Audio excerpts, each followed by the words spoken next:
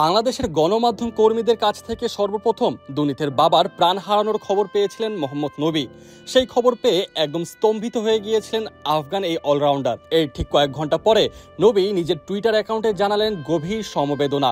সেই টুইটে দুর্নীতিকে উদ্দেশ্য করে তিনি লেখেন, দুর্নীতি ওয়েলে লাগে এবং তার পরিবারের প্রতি তার প্রিয় বাবার প্রাণ হারানোতে রইল গভীর সমবেদনা। ভাই, শক্ত থাকো। নবী হয়তো কোনো কালে ভাবতেও পারেননি যে তিনি যার বলে 5টি ছক্কা হাঁকিয়ে সবাইকে তাক লাগিয়ে দিয়েছিলেন, সেই বলারের বাবা এই ঘটনার কিছুক্ষণ বাদেই প্রাণ হারাবেন। যার ফলে তিনি যখন দুর্নীতির বাবার প্রাণ হারানোর খবর পান, সঙ্গে সঙ্গে তার চেহারার ভঙ্গিমা পরিবর্তন হয়ে গিয়েছিল।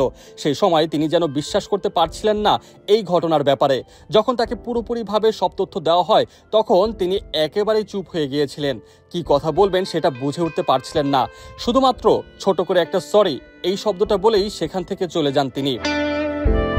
কিন্তু চলে গেলেও তার হৃদয়ের মধ্যে যে গভীর ক্ষত জমা হয়েছিল তা খুব ভালো মতোই বোঝা যাচ্ছিল। জানতে পাবার কিছুক্ষণ বাদেই তিনি তার টুইটারে গভীর সমবেদনা জানান। প্রথম ইনিংসে আফগানিস্তান যখন ব্যাটিং বিপর্যয়ে পড়ে, তখন এই নবী একা আফগানিস্তানের রানের খাতা বড় করেন। শেষ 2 ওভারে 3টি 4 এবং 5টি ছক্কা হাঁকিয়েছিলেন। আর সেই 5টি ছক্কা তিনি হাঁকিয়েছিলেন দুর্নীতির বলে।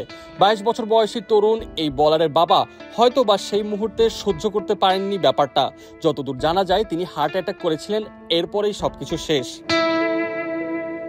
ক্যারিয়ারের শেষ প্রান্তে এসে নবী যে ঘটনার সাক্ষী হয়েছেন তা হয়তো ভোলা বেশ মুশকিল।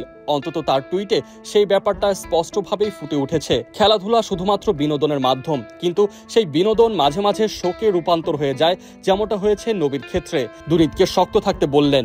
বয়সটা মাত্র 22, সামনে আরো অনেক পথ পাড়ি দেওয়া বাকি।